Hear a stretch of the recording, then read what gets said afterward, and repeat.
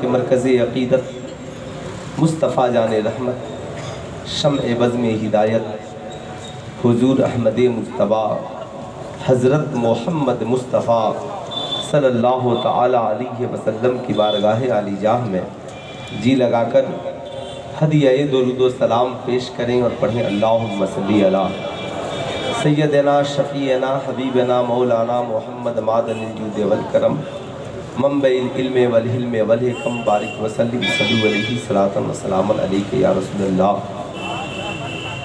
صلی اللہ تعالی علیہ وسلم۔ ہماری اور آپ کی یہ مشترکہ خوش نصیبی ہے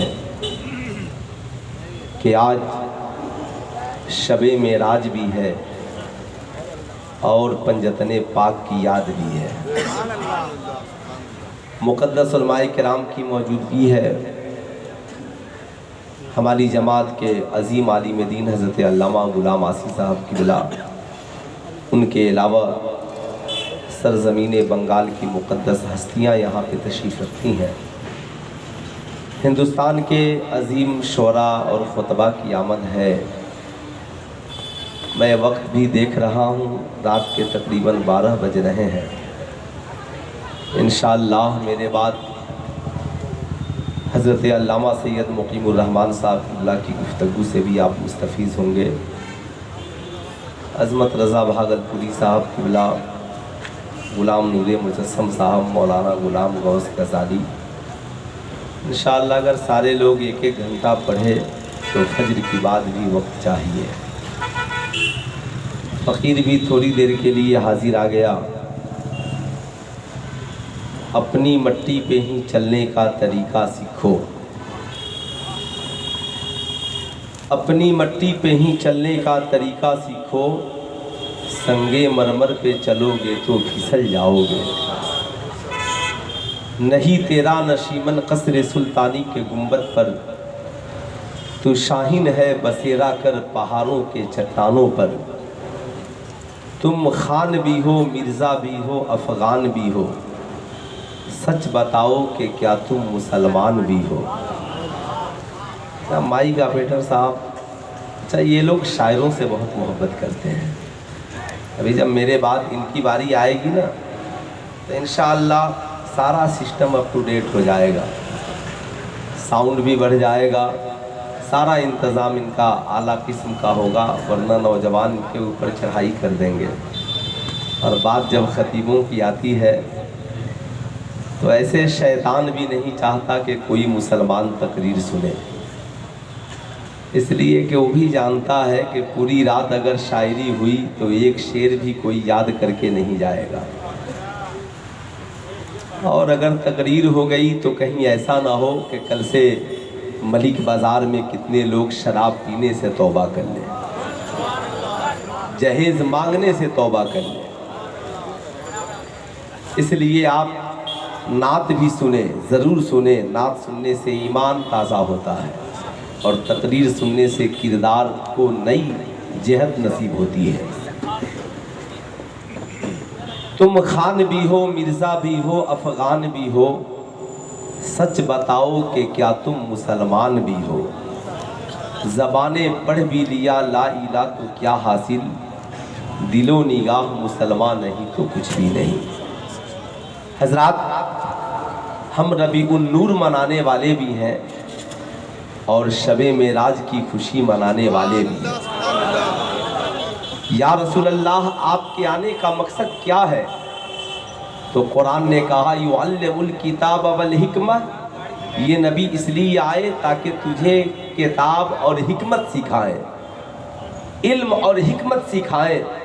تبھی بانی اسلام نے اعلان فرمایا طلب العلم فریضۃ علی کل مسلم و مسلمہ، مسلمان ہو، مرد ہو، عورت ہو، بچے ہو، بوڑھے ہو، یاد رکھنا نماز بعد میں فرض ہے، روزہ بعد میں فرض ہے، حج بعد میں فرض ہے، زکوٰۃ بعد میں فرض ہے۔ یا رسول اللہ تعلیم، تو اللہ کے نبی فرماتے ہیں تعلیم پہلے فرض ہے۔ مرد ہو تو بھی پڑھے، عورت ہو تو بھی پڑھے، بچہ ہو تو بھی پڑھے، بوڑھا ہو تو بھی پڑھے۔ یا رسول اللہ کب سے پڑھے؟ یاد رکھیے گا، बच्चा बालिग होगा तो नमाज पढ़ेगा, बच्चा बालिग होगा तो रोज़ा रखेगा, साहब इस्तेताअत होगा तो हज करेगा, साहब निसाब होगा तो ज़कात देगा। मगर या रसूल अल्लाह तालीम हासिल करना, शिक्षा ग्रहण करना, अल्लाह के नबी फरमाते हैं उतलुबुल इल्मा मिनल महद इलल लहद, इल्म हासिल करो माँ की गोद से लेकर के कब्र की मंजिल तक। अब ज़रा ठहर कर मुझे कहने दो, आज मेरी तकरीर का उन्वान है तालीम का मकसद क्या है, क्यों इंसान को तालीम से जुड़ना चाहिए, तालीम इंसान के लिए क्यों ज़रूरी है। इस्लाम ने नमाज से पहले, रोज़ा से पहले, हज व ज़कात से पहले तालीम की बात क्यों की। आमिना के लाल ने मस्जिद नबवी की तामीर से पहले सुफ़ा जैसे चबूतरे पर सहाबे कराम को क्यों पढ़ाया, ज़रा ठहर कर जानने की ज़रूरत है। आज का इंसान समझता है शायद जाहिल दौलत की वजह से आलिम से बढ़ जाएगा। सरकार मौलाए कायनात से किसी ने कहा हुजूर बड़े बड़े अमीर दुनिया में घूम रहे हैं, आका आपके पास दौलत तो नहीं है, आपके पास सरबत तो नहीं है। सरकार मौलाए कायनात फरमाते हैं मैं अपने रब के फैसले पर खुश हूँ कि अल्लाह ने लोगों के हिस्से में दौलत दी और मेरे हिस्से में इल्म दिया है। याद रखिएगा, मैं अपने रब के फैसले पर राजी हूँ, मौला ने मुझे इल्म की दौलत से माला माल किया है। सारी दुनिया की दौलत एक तरफ और तालीम एक तरफ। कुरान कहता है हल यस्तविल लजीना यालमूना वल लजीना ला यालमून, तुम क्या समझते हो पढ़े लिखे और जाहिल दोनों बराबर है? ऐसा नहीं हो सकता। उतुल इल्मा दर्जात, जो पढ़ेगा उसके रुतबे को बढ़ा दिया जाएगा, जो शिक्षा हासिल करेगा उसकी अजमत को दोबाला कर दिया जाएगा। बगैर पढ़े न कोई एसपी बनेगा, न कोई डीएम बनेगा, न कोई कलेक्टर बनेगा, न कोई साइंटिस्ट बनेगा, न कोई तारीखदां बनेगा। तुम चाहे कोई इल्म हो, जब उसे हासिल करोगे उस तबके में तेरा रुतबा बढ़ा दिया जाएगा। ऐसे ही कौम मुस्लिम के बच्चे जब कुरान पढ़ेंगे तो एक गरीब घराने का बच्चा हो, कुरान की बरकत से उसे कौम का इमाम बना दिया जाएगा। ये सारी चीज़ें कब होंगी? जब इंसान के पास इल्म हो। या रसूल अल्लाह इल्म का मकसद क्या है? अल्लाह के नबी फरमाते हैं, अल्लाह के नबी सल्लल्लाहु अलैहि वसल्लम फरमाते हैं अल इल्मु नूरुन, इल्म एक नूर है, इल्म एक रोशनी है, इल्म एक प्रकाश है, इल्म एक चराग है। वो चराग जब इल्म के शम्मा को जला दिया जाए तो फिर ये शम्मा बुझने वाला नहीं है, फूंकों से ये चराग बुझाया नहीं न जाएगा। आला हजरत अजीमुल बरकत ने इल्म के एक चराग को जलाया जिसे हुजूर सदरुश शरिया कहते हैं। उन्होंने दूसरे चराग को जलाया जिसे हाफिज मिल्लत कहते हैं। उन्होंने करोड़ों चराग को जलाया। आला हजरत ने बरेली की टूटी हुई चटाई पे बैठकर एक चराग को जलाया। आज उस एक चराग से पूरी दुनिया में करोड़ों चराग जल रहे हैं। अब गौर से सुनने की जरूरत है। ये इल्म के चराग को बुझाना किसी के बस में नहीं है जो बुझा दे। इल्म का मकसद क्या है? कुरान कहता है युज़क्किकुम, ताकि तुम्हारे दिलों को इल्म के जरिया साफ सुथरा कर दिया जाए, तुम्हारे माहौल को अच्छा बना दिया जाए, तुम्हारी पर्सनालिटी ठीक ठाक हो जाए, तुम्हारा माशरा अच्छा हो जाए, सोसाइटी में तुम बेहतर हो जाओ, हलाल हराम की तमीज हो जाए, अच्छा बुरा क्या है इसका फर्क तुझे मालूम चल जाए।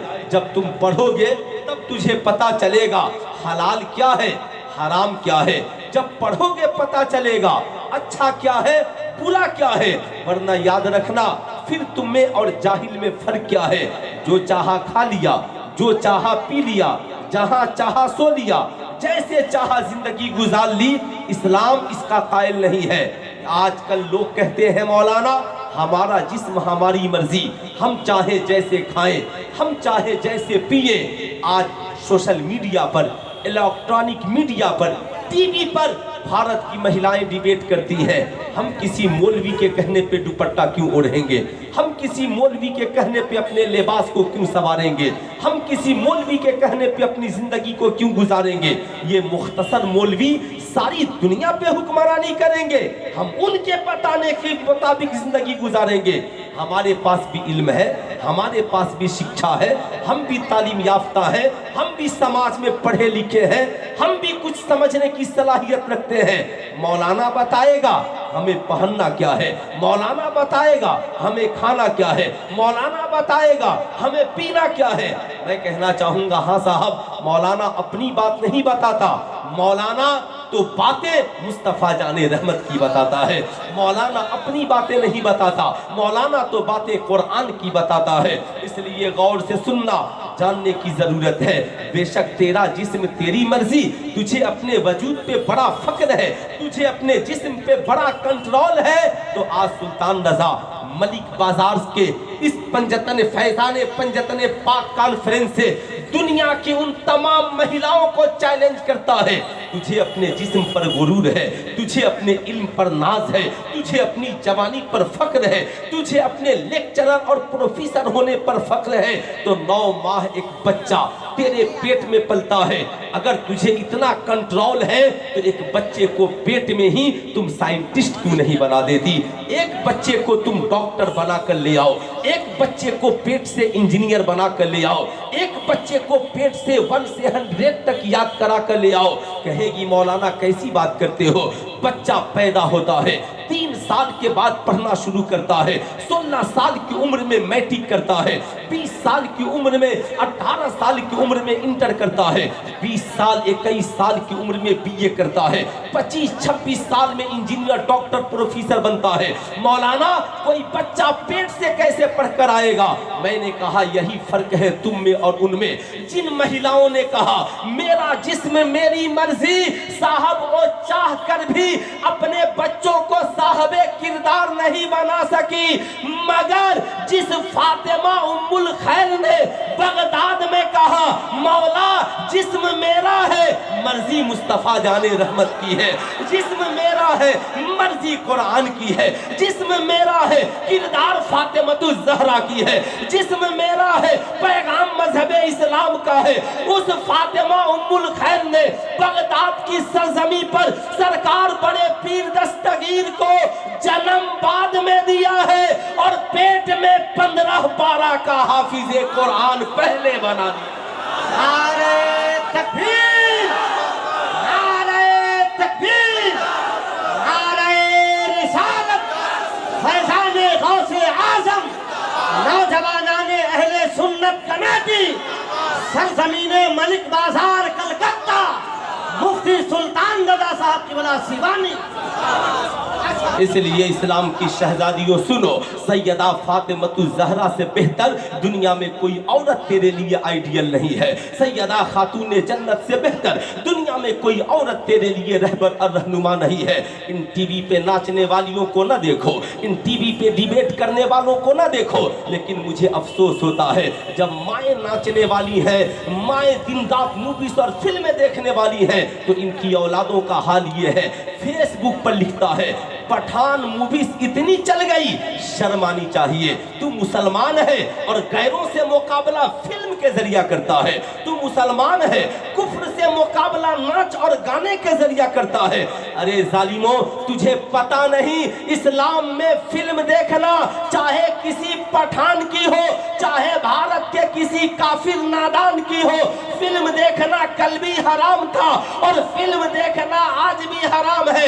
بھارت کے مسلمانوں کو اگر فخر ہے تو کسی پٹھان پر نہیں، اگر بھارت میں کسی پٹھان پر فخر ہے تو تنہا بریلی کے احمد رضا خان پر فخر ہے، جنہوں نے بھارت کے مسلمانوں کو نچنیاں اور بجنیاں نہیں عاشق مصطفیٰ بنایا ہے، عاشق مصطفیٰ بنایا ہے۔ اس لیے یاد رکھنا خود بھی بدلنا ہوگا، اپنی اولادوں کے ذہنیت کو بدلنا ہوگا۔ یہ کیسے نوجوان ہیں جو فلم کے ذریعہ غیروں سے مقابلہ کرنے چلے ہیں؟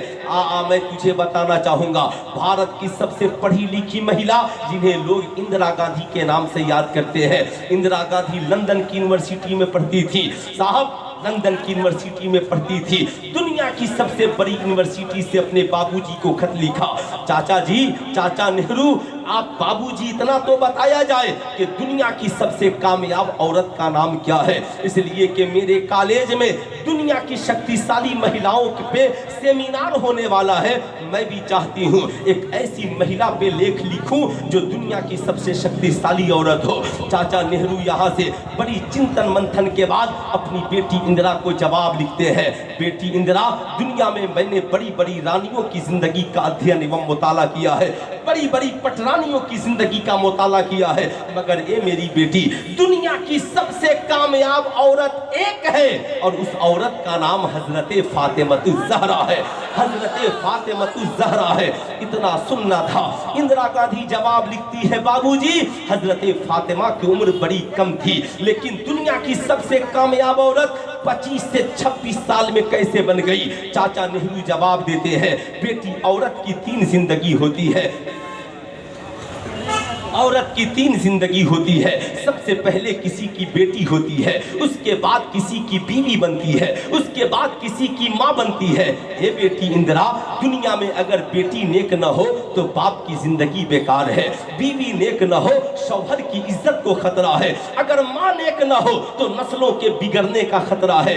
ये मेरी बेटी, दुनिया में हर बाप को एक कामयाब बेटी की जरूरत है, हर शौहर को एक कामयाब बीवी की जरूरत है और हर बच्चे को एक कामयाब माँ की जरूरत है।